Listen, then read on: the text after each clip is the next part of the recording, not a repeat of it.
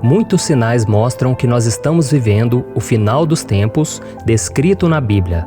A humanidade está cada vez mais corrompida, as ameaças de grandes guerras são cada dia mais comuns.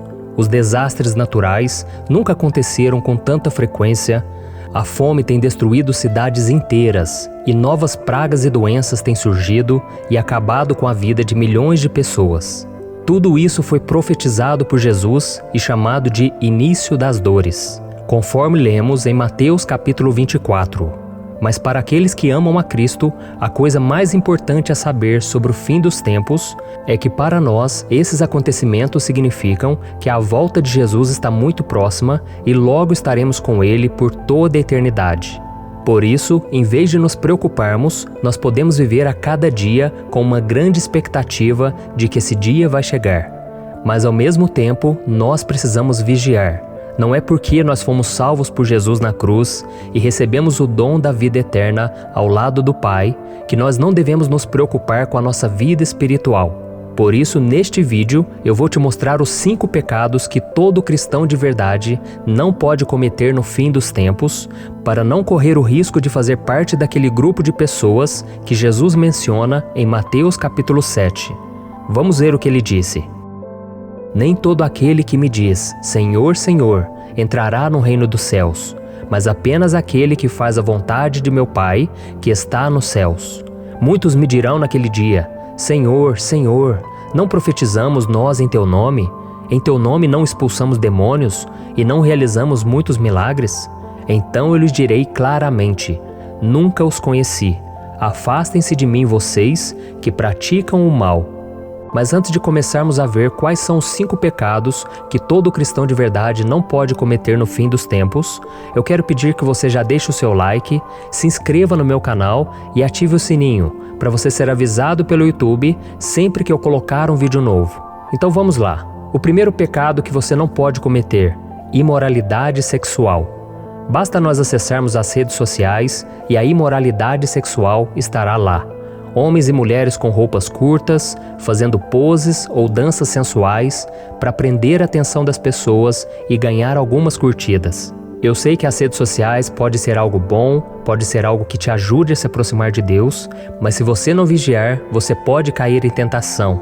E além das redes sociais, nós temos os filmes, as novelas, as séries, que nos fazem consumir muito desse conteúdo pecaminoso sem que a gente perceba. E eu sei que é impossível nós ficarmos sem ver esse tipo de conteúdo, porque se você ligar a TV, se você acessar um site, aquilo aparece na sua frente, mesmo sem você querer. Mas você faz a escolha, se você quer alimentar aquilo, se você vai preencher a sua mente com aquilo, ou se você vai rejeitar tudo isso que aparece na sua frente.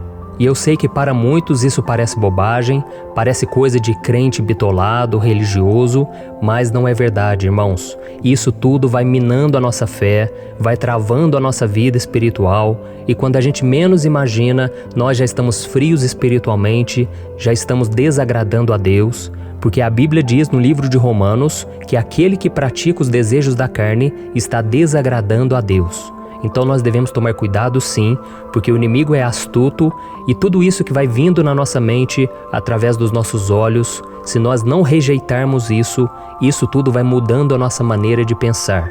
E sem percebermos, nós já estamos pensando como o mundo, nós já estamos praticando as mesmas coisas que as pessoas do mundo, então vamos vigiar, viu, irmãos? De acordo com a Bíblia, imoralidade sexual é toda prática sexual fora do padrão que Deus estabeleceu. E qual é esse padrão? É que o sexo foi criado por Deus para ser praticado entre um homem e uma mulher dentro do casamento, com amor e respeito. Então tudo que está fora desse padrão é imoralidade sexual. E nós precisamos nos lembrar que o nosso corpo, irmãos, é templo do Espírito Santo. E quando nós praticamos algum tipo de imoralidade sexual, nós estamos pecando contra o nosso próprio corpo. E, consequentemente, nós nos esfriamos na fé e nos afastamos do Senhor. Por isso nós devemos viver cheios do Espírito Santo todos os dias, porque é só assim que nós conseguiremos vencer a carne e resistir às tentações. E vale lembrar que além de nos esfriar espiritualmente, a imoralidade sexual ainda traz consequências para aqueles que a praticam e para quem está à sua volta. Como por exemplo, as doenças sexualmente transmissíveis, a perda da confiança das pessoas, a destruição de famílias, gravidez indesejada, vícios, sentimento de culpa, abandono. E tudo isso acontece porque a pessoa não consegue controlar os seus impulsos sexuais e acaba dando um mau testemunho, e tantas coisas ruins podem vir com isso. Então, se você está cometendo esse pecado, primeiro eu quero te dizer que Deus, Ele não somente perdoa quem comete a imoralidade sexual, mas também Deus pode restaurar a sua vida. Deus não quer que você seja escravo de nada. E quando você se arrepende e decide seguir Jesus de todo o seu coração, o Senhor perdoa o seu pecado, não importa qual seja ele. Amém? Mesmo uma pessoa que já aceitou Jesus como seu Salvador, ou até mesmo tem um cargo na igreja, um ministério, ela pode cair nos piores pecados se ela não tomar cuidado. Mas Deus está sempre pronto a nos perdoar quando nós nos arrependemos e decidimos mudar de vida. Amém? E isso também não significa que você pode continuar fazendo o que é errado, não significa que é só você pedir perdão e tudo fica bem. Não, você tem que entender que existem consequências. E talvez a maior consequência que você vai ter é que cada vez mais que você entregar a sua vida ao pecado, mais será difícil você se desvincular dele, mais será difícil você se libertar.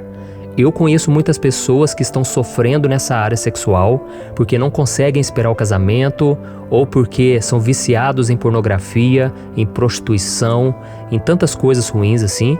E essas pessoas hoje sofrem porque não conseguem viver uma vida constante com Deus. Então tome cuidado, irmãos. Cada vez que vamos nos afundando no pecado, a tendência é que o nosso coração fique mais duro, mais endurecido. Então tome cuidado e volte-se para o Senhor o quanto antes. E a Bíblia nos mostra 3 maneiras que nós podemos vencer o pecado. Primeiro, fugindo das tentações. Eu sei que é muito forte, aliás, é mais forte do que nós, mas a Bíblia diz que devemos fugir da aparência do mal, e não somente do mal. Então não queira enfrentar a tentação de frente, senão você vai perder. A segunda maneira de vencer a tentação é você resistir a ela. Eu sei que isso parece fácil, mas na realidade é bem difícil. Para uma pessoa que está sempre acostumada a cair em tentação, ela viveu no pecado tanto tempo, agora parece que é muito difícil resistir à tentação, porque ela perdeu até o costume de como andar com Deus. Ela está acostumada com uma vida mundana, então você vai ter que se esforçar muito, você vai ter que lutar contra o pecado. E em terceiro lugar, você vai ter que olhar para Jesus, porque não tem outra forma. Jesus é o autor e consumador da nossa fé, ou seja, é por meio de Jesus que a sua fé começa e é por meio de Jesus que a sua fé é aperfeiçoada. Então busca o Senhor cada vez mais e eu tenho certeza que a vitória será sua. Amém? E agora vamos para o segundo pecado, o pecado da ganância. O próprio Jesus disse que não é possível servir a Deus e ao dinheiro. E quando nós amamos o dinheiro, as coisas de Deus perdem importância em nossa vida. E se formos analisar as piores coisas que acontecem no mundo, as maiores atrocidades, são porque as pessoas amam ao dinheiro. E por causa do amor ao dinheiro, as pessoas matam umas às outras, elas destroem vidas, elas destroem nações inteiras. E a Bíblia é muito clara que o amor ao dinheiro é a raiz de todos os males. E por que nós devemos tomar cuidado com esse pecado? É que quanto mais a pessoa tem, mais ela quer. E para isso ela não mede esforços e não se preocupa se vai prejudicar outras pessoas ou prejudicar o seu relacionamento com Deus. Algumas pessoas interpretam essa passagem da Bíblia dizendo que o dinheiro é a raiz de todos os males, mas não é verdade. O dinheiro não é o problema é o seu coração estar firmado no dinheiro. Porque se formos analisar, o dinheiro pode ser uma bênção. Com o dinheiro você pode comprar cesta básica, você pode ajudar no hospital, instituições de caridade, você pode fazer a obra de Deus também precisa de dinheiro. Então quanto mais você se desprende desse amor ao dinheiro, mais você pode ser uma bênção nessa geração. E tome muito cuidado, porque nós estamos vivendo uma época em que o consumismo está acelerado, as pessoas querem só consumir, comprar, tudo para mostrar aos outros. Então nós precisamos saber lidar com essa área, porque senão vai ser uma área que vai nos escravizar. Quantas pessoas chegam para mim dizendo que estão endividadas, não sabem lidar com dinheiro, sofrem, toda a família é prejudicada. Então nós, como servos de Deus, precisamos ter muita sabedoria para lidar com essa área. Amém? E agora vamos para o terceiro pecado, que é a ira descontrolada. Quando nós vemos nos sites de notícias, na TV, nós percebemos que um simples momento de descontrole emocional faz com que toda uma família seja prejudicada, faz com que isso destrua vidas, não somente a sua, mas das outras pessoas. E a ira descontrolada é um pecado que o diabo tem usado bastante nesses últimos tempos para destruir vidas, para causar destruição, até mesmo dentro da igreja. Mas eu quero te dizer que a ira em si não é um pecado, porque a Bíblia diz que é possível nós irarmos sem pecar. E há momentos em nossas vidas em que é normal nos irarmos com alguma situação. O próprio Jesus se irou quando ele viu que os mercadores estavam fazendo negócio na casa do seu pai. Então o grande problema é quando a ira vem de uma forma prolongada e descontrolada. E quando a ira controla a nossa vida, então nos afastamos de Deus. E por que o cristão deve tomar cuidado com esse pecado no fim dos tempos? É que a cada dia que passa, as pessoas estão mais ansiosas, as pessoas estão mais preocupadas. O mundo à nossa volta, ele tem ficado conturbado. E então as pessoas estão ficando desesperadas. E eu sempre costumo dizer o seguinte: o desespero é o terreno de Satanás. Porque quando uma pessoa está desesperada, ela não pensa direito, ela não raciocina. Então o diabo ocupa sua mente e a pessoa faz grandes atrocidades. A pessoa se afasta de Deus porque ela fica cegada por esse pecado. Basta nós olharmos os jornais para nós vermos o número de assassinatos por motivos banais, como uma briga de trânsito ou qualquer outra razão que poderia ser resolvida se as pessoas tivessem um pouco de amor nos seus corações, se elas tivessem um pouco de calma, de tranquilidade. Então nós, irmãos, nós precisamos pedir que Deus nos dê domínio próprio. Amém?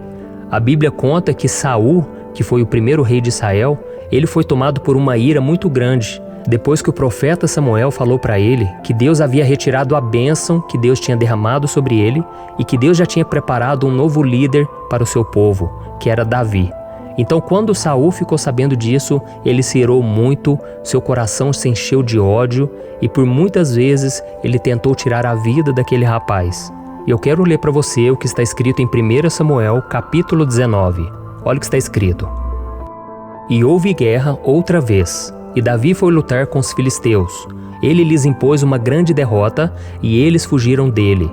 Mas um espírito maligno mandado pelo Senhor apoderou-se de Saul quando ele estava sentado em sua casa, com sua lança na mão. Enquanto Davi estava tocando harpa, Saul tentou encravá-lo na parede com sua lança. Mas Davi desviou-se e a lança encravou na parede. E Davi conseguiu escapar. Naquela mesma noite, Saul enviou alguns homens à casa de Davi para vigiá-lo e matá-lo de manhã. Mas Mical, a mulher de Davi, o alertou: se você não fugir esta noite para salvar sua vida, amanhã estará morto. Então Mical fez Davi descer por uma janela e ele fugiu. Olha isso, irmãos. Saul conhecia os mandamentos do Senhor. Ele sabia que Deus não estava se agradando do seu comportamento como rei e principalmente com a forma com que ele estava tratando Davi. Mas mesmo assim, a sua ira foi maior do que a sua fé e ele acabou pagando um preço muito caro. Ele foi humilhado pelos seus inimigos e acabou tirando a própria vida depois de ver o seu exército ser derrotado. Então, se nós não deixarmos que o Espírito Santo governe a nossa vida, quem vai governar é o inimigo. O diabo vai tentar contra nós, ele vai nos usar, ele vai tentar causar divisão, destruição, e nós devemos tomar muito cuidado. E talvez você esteja se perguntando: mas pastor, como controlar a minha raiva? Eu sou uma pessoa que estresso muito, eu tenho pavio curto, e só existe uma maneira, irmão. Você precisa buscar a Deus em oração. Você precisa colocar em prática quando surgir uma situação difícil na sua vida, você precisa pedir naquele momento que Deus te dê o domínio próprio, mansidão, porque esses são frutos do Espírito Santo. E a Bíblia oferece alguns conselhos para nós aprendermos a controlar a raiva.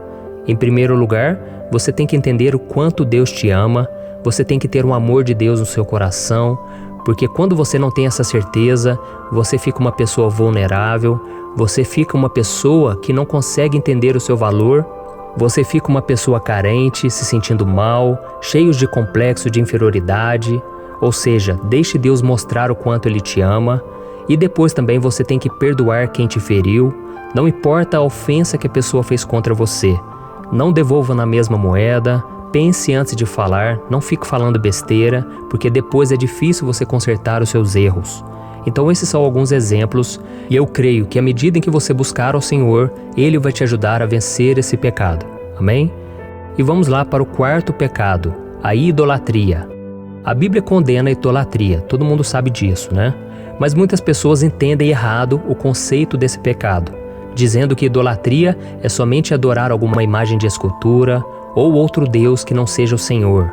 Mas a verdade é que a idolatria é algo muito mais profundo, muito mais disfarçado e perigoso. Por quê? Porque a idolatria é você colocar qualquer coisa ou qualquer pessoa no lugar de Deus. E quando a gente vê o povo de Israel idolatrando, fazendo bezerro de ouro, muitas vezes a gente julga aquele povo. Mas nós devemos entender que poucas vezes na história a idolatria esteve tão presente como no fim dos tempos, que são esses dias atuais que estamos vivendo. Porque cada dia mais nós temos visto as pessoas idolatrarem o dinheiro, seus bens materiais, seus próprios corpos, seus cantores, atores e outras celebridades. E tem também o pecado, porque se você guardar o pecado no seu coração, sabe aquele contatozinho no seu celular, aquela pessoa que você fica flertando na internet, aquilo se torna um ídolo, porque você não quer abrir mão daquilo ali para servir a Deus. Então pode ser que mesmo sem você perceber, você já está cometendo o pecado da idolatria. Então eu quero te convidar a fazer uma breve reflexão. Existe algo ou alguém na sua vida que você tenha dado mais valor do que ao Senhor? Você tem dedicado mais tempo a essa coisa ou a essa pessoa do que a Deus? Por quanto tempo você fica pensando nisso durante o seu dia? Saiba, meu querido irmão e minha irmã, que a sua comunhão com Deus deve estar acima de tudo. Então tome muito cuidado, porque a Bíblia condena a idolatria. Eu quero ler para você uma passagem que está em Apocalipse capítulo 22. Olha o que está escrito. Eu sou o Alfa e o Ômega, o primeiro e o último, o princípio e o fim. Felizes os que lavam as suas vestes, para que tenham direito à árvore da vida e possam entrar na cidade pelas portas. Fora ficam os cães, os que praticam feitiçaria, os que cometem imoralidades sexuais, os assassinos, os idólatras e todos os que amam e praticam a mentira. Olha isso, irmãos. Então nós podemos nunca nos curvar fisicamente diante de uma estátua, mas muitas vezes nós colocamos a nossa esperança e a nossa confiança em coisas que não são Deus, como a estabilidade financeira ou até mesmo a nossa família. Então saiba disso, irmãos. Deus não divide a sua glória com ninguém. Por isso, coloque o Senhor em primeiro lugar na sua vida e Ele vai acrescentar todo o resto que você precisar. Amém? E vamos para o quinto pecado que nós não devemos cometer no fim dos tempos: o egoísmo. Alguma vez alguém já te disse que o mundo não gira à sua volta? Se a resposta é sim, provavelmente é porque você está tendo um comportamento egoísta. O egoísmo faz com que a gente pense somente em nós mesmos e não nos preocupemos com aqueles que estão à nossa volta. E você pode até achar que é um exagero eu colocar o egoísmo nessa lista de pecados. Afinal de contas, existem outros pecados muito mais graves, não é verdade? Mas eu te garanto que o egoísmo é a base de tudo. O egoísmo é o oposto do amor. As pessoas geralmente dizem que o oposto do amor é o ódio, mas não. O oposto do amor é o egoísmo, porque o amor ele dá, o amor ele oferece, ele serve, mas o egoísmo quer tudo para si. E por causa do egoísmo, muita gente faz macumba, muita gente vai para magia negra, muita gente mente, muita gente sente inveja, faz fofoca, muita gente tira a vida da outra pessoa. Então nós devemos tomar cuidado, porque Jesus disse que nós devemos amar ao próximo como a nós mesmos. E a Bíblia também diz algo muito grave, que se nós não amarmos o nosso próximo, nós somos assassinos. Se nós odiarmos o nosso irmão, nós estamos no mesmo nível de alguém que tira a vida de alguém.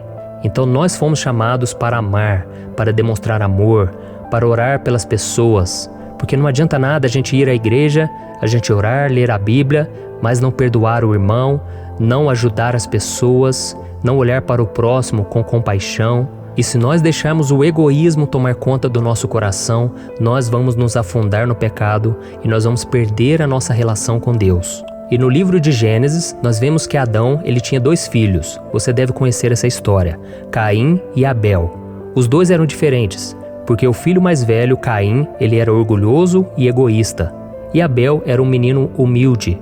E Adão sempre dizia aos seus filhos que era importante oferecer sacrifícios ao Senhor no altar que ele havia construído. E a Bíblia diz que Abel, que era pastor, ele sempre oferecia suas melhores ovelhas ao Senhor. Já Caim, ele era agricultor, ele sempre pegava as frutas dos seus pomares e ele sempre guardava as melhores para ele. E ele então oferecia o resto para Deus. E Deus viu que Abel o honrava com o melhor que ele tinha, enquanto seu irmão sempre trazia um sacrifício miserável. E por causa disso, Deus aceitou o sacrifício de Abel e rejeitou o do seu irmão. Então a Bíblia diz que o seu irmão ficou com tanta raiva, com ciúmes, e ele acabou matando o seu irmão por causa disso. Então olha as consequências desse pecado, né? Você achar que só você tem que ser aceito, só você tem que ser abençoado. Não, meu irmão, você tem que se alegrar com a vitória do outro. A Bíblia diz que nós devemos chorar com os que choram e nos alegrar com os que se alegram. Então sempre quando você ver alguém sendo abençoado, peça para Deus não deixar que o egoísmo entre no seu coração e que você possa se alegrar com a outra pessoa, que você possa honrar as outras pessoas, tá bom? Porque senão o egoísmo ele pode te afastar de Deus completamente. Amém? Então esses são os 5 pecados, é lógico que existem outros, mas eu quis trazer esses em específico para que você faça uma reflexão da sua vida. Porque o tempo está acabando, irmãos. Jesus está quase voltando e Ele vai julgar o coração de cada um. Então nós precisamos estar firmes, vigilantes, para que o mal não entre no nosso coração. Quando Jesus estava para ser crucificado, Ele fez uma oração por nós, que está lá em João capítulo 17, e nessa oração Jesus pediu por nós, e Ele disse assim, Pai, eu não peço que os tire do mundo, mas que os livre do mal.